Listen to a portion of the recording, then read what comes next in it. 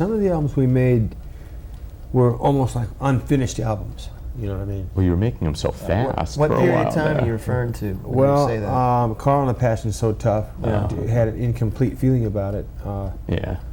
Some of the albums also had what I call scatter theory, where instead of Rubber Soul, which everything tended to follow a pattern. You know, simply you could predict almost the next cut on the album. That's how precise the album was in itself. But albums later on, like Sgt. Pepper's Lonely Hearts Club Band, were a little more unpredictable, and you really wouldn't know what the hell it was going to knock on your ass next. You know. Mm-hmm. The impression, I mean, I get as one of your fans is that you as a band, and certainly you as a solo artist, have recorded on and on and on, whether or not there's a given release date coming up for a specific Beach Boys or Brian Wilson album, and that there's tapes after tapes after tapes somewhere that you or whoever selects for this next album. And is that true? Is that why maybe some of these albums don't quite go A to B to C to D as you'd want them to, because they're from different sessions, different eras? Yeah, what we did with Good Vibrations was we started the track out at Gold Star. Yeah. Took the track over to Sunset Sound, then we went over to Western, then we went down to CBS for the vocal. Took four or five studios. So, like I said, there was no way of knowing how that record was going to turn out. You know what I mean? Because of the being in so many places. You know what I mean? It would be impossible to know. So, when we finally finished it, I said, you know, this has got to be a masterpiece, and it went to #1 in the whole bit. You know. Totally acclaimed piece of art. Called me a genius. I heard My Obsession by the Rolling Stones about a week before I cut that record, and I was, as a matter of fact, I was invited down to hear their dub downs. They were mixing down the records, and they gave me some marijuana. You know, got me all stoned. Then they laid the stuff on me, and I couldn't find the door. It wiped me out so much. I didn't know where the door was to get out of the studio.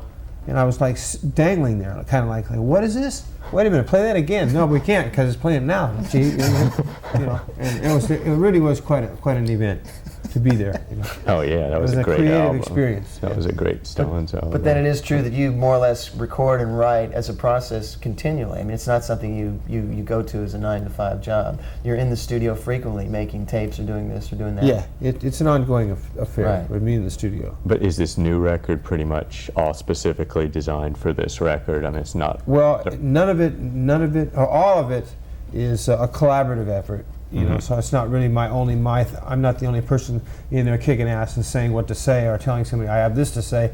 The collaborators and myself all have something to say about rock and roll music, and that's why I say, you know, it's unpredictable. The collaborators I work with are very predictable. They'll call me on every specific day, and they'll unload their changes and their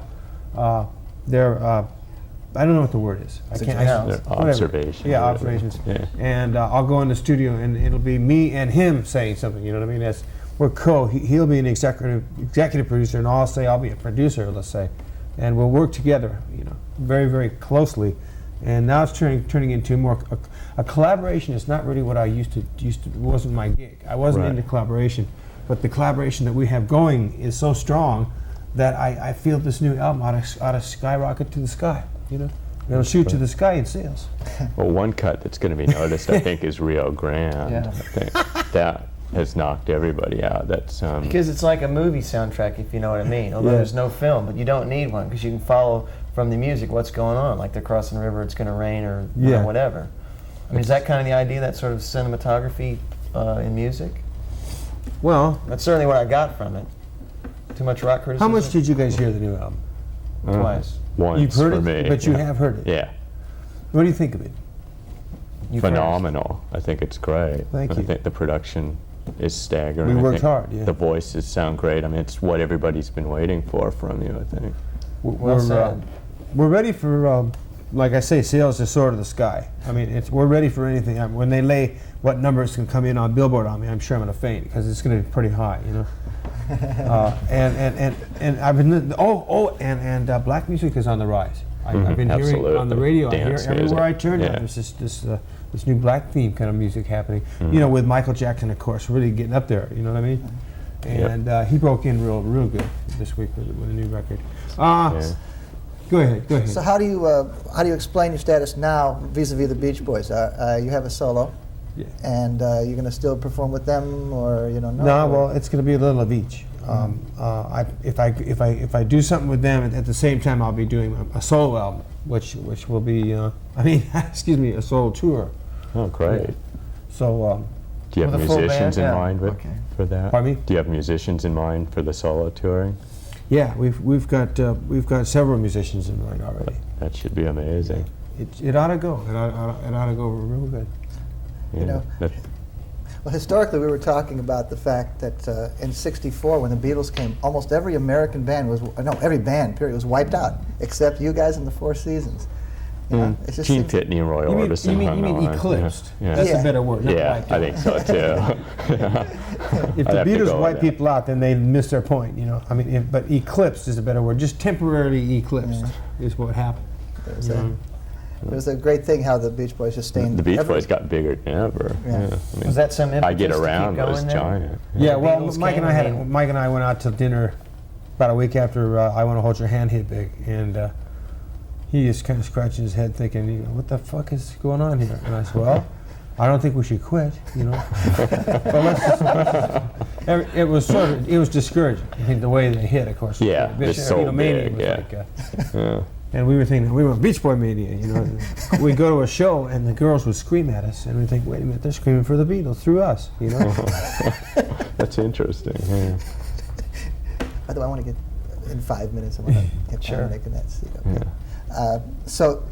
But then again, you guys in turn went over and did quite a bit of an impact overseas too, right? I mean, when people were looking English, the people in Europe were saying, "Bring me the Beach Boys," weren't they? Yeah. I mean, quite a bit. Well, I know David and I were talking. There's a guy named John Porteous that named his record shops after the Pet Sounds album. He's got a series of them. They're Beach Boys Appreciation Societies throughout Europe, and even more to the point, a Pet Sounds or certainly a Sunflower and Surfs Up, I think, in Britain and France and Europe, had a much greater appreciation and a wider market or touched more fans, however you want to word it, than they did here at that time. Because that's some of his, in my opinion, some of Brian's strongest music and some of the Beach Boys as a band's strongest music. Sunflower, Surfs Up, et al. But I'm thinking Europe, they might have had a greater impact than Sunflower they did was here. a great album. Sunflower was supposed to be what in Britain they said was Brian Wilson's Sgt. Pepper, which is their bag. But it's so funny that it struck them so heavily, and here I don't know, it wasn't quite the same thing at all. Same with Pet Sounds and Surfs Up. What about the early Jan and Dean business where Barbara Ann and stuff like that, where people got mixed up on the records? Were you guys just hanging out so much that you'd be on their records and they'd be on yours, and you sorted out later for who the artists were? Never Jan and Dean? Yeah. We were having a party, and Dean Torrance came by the studio. We were doing our party album, the Beach Boys party album.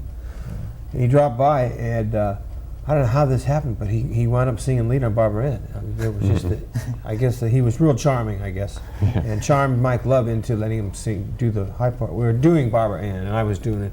And they mixed the record to Dean's voice, was louder than my voice, and so it went to #1. But I mean, it was really amazing how he just got in there like that. Yeah. Well, don't you play piano or sing on Surf City or one of their hits? Wasn't that right? Or am I- You gave him Surf I City. sang on right? Surf City in the background, and New Girl in and wrote it School. with Janet Dean, I think. What was that one? With Jan Berry. New Girl in School. Oh, too. yeah, that was New Girl in School. I'm trying to think. Did they record that? Yeah. Was it a single? A Flip Side, I think. Flip Drag Side, yeah. City and New Girl in School, something like Not that. sure. but yeah. Yeah. It was, Did Terry Melcher have anything to do with this new record? Because on the people probably couldn't read it. On the thing as it's held up on the back of the album cover, the mock-up or whatever it's called, there's no credits. It says produced by etc. because it's just an example of the artwork. So I was wondering, is it a Brian Wilson production, this new LP? Mine? Or Paley? Yeah, your LP. It's a Brian Wilson production. Dr. Eugene E. Landy executive production. Jeff Lynne's on it too. Isn't Jeff he? Lynne, yeah, Jeff and I. Paley would be on it, I suppose. yeah. Andy Paley. No. He produced with me Rio Grande, which is that suite Yeah, right. of songs. You know, those Yeah. an 8-minute suite. The one I kind of was thing. talking about is yeah, the movie he, thing. He worked with me on that. Yeah. We got 3 minutes to go. I want to Okay. have my friend Dominic come in for a second. I don't have a mic for him, so I want him to just talk to me. And did you meet him before the show? Yeah, I think Do you want so. me to answer? Come on over here. Just No. have a seat next to me, and if you wanted to ask anything to Brian, because he's one of your biggest fans for sure. And an expert, a true Come down, expert. come Okay. down here. Yeah. Yeah. I'll take a knee. Yeah. Okay, so We have a minute and 2 minutes. a minute and 2 minutes. Sure. Okay. So you've got the new album coming out, right? Yeah. And you've got you've been the producer. Now you've got some cuts on there like "Meet Me in My Dreams Tonight." Right. I've heard these cuts more than Andy's a buddy of mine. Huh. Okay, so I mean you've got now when you have got 50 tracks or however many tracks you're recording with. Okay, and then in the old days you used to do 3 tracks, but you've got such a big wall of sound. How have you been able to climb that mountain? Well, there's no. What do you mean by mountain? I mean, you've got so many more tracks to work with. In the old days, how'd you make the record with like 3 tracks? And you got such a big are you sound. talking about like 48 tracks, that kind of thing? You Yeah. mean when there's like a complete, that kind of thing? Yeah. Well, yeah, it's all done one by one.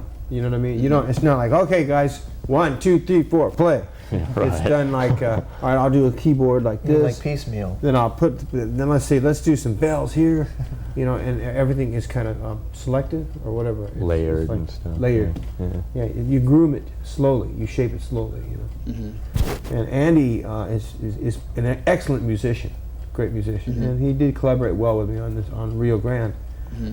But Andy Paley is definitely one of my favorite musicians, and but it wasn't like a mountain. More of the way it was with him, and of course my collaborators, was almost a landslide of creativity. You know what I mean? And which is scary, but to be there, But at the same time, it's such a kick. Yeah. That, you don't worry about how scared you are because it's too much of a kick to continue on with this creative venture. Sure sounds like it. The record sure reflects that excitement. So you have a different variety of tunes you're doing now. You've got like ballads, a Rio Grande, which is like a big suite. Right. Meet My Dreams Tonight would be like a 45 type of cut. Right. Like how do you enjoy these different styles you're doing? I mean, do you just go into one piece and then go into another piece, and when you finish with one mood, you go on to something else? I mean, how does it all come together? We piece them together. It depends on if the order of the songs is important too, because you don't want to put like 3 ballads in a row and 1 rocker. You want a rocker, ballad, medium rock, ballad, rock. You know what I mean? Mhm. That's how we do it. We figure out in advance what we're going to be doing when the order is in line. You know what I mean? Mhm. Okay, well, thanks. We're done. And Dominic, thanks for coming by. But thank you very much, Brian. Thank you. It's been a very big pleasure and honor Sure to have you has. here. Absolutely. Fellas, I'll see you soon. Hope I see you soon too. So hope you're performing sometime soon. We can Okay. all get to see you. Okay. Okay, thanks. This is a large poker party. Saying goodnight. See y'all soon. Roll end credits, folks.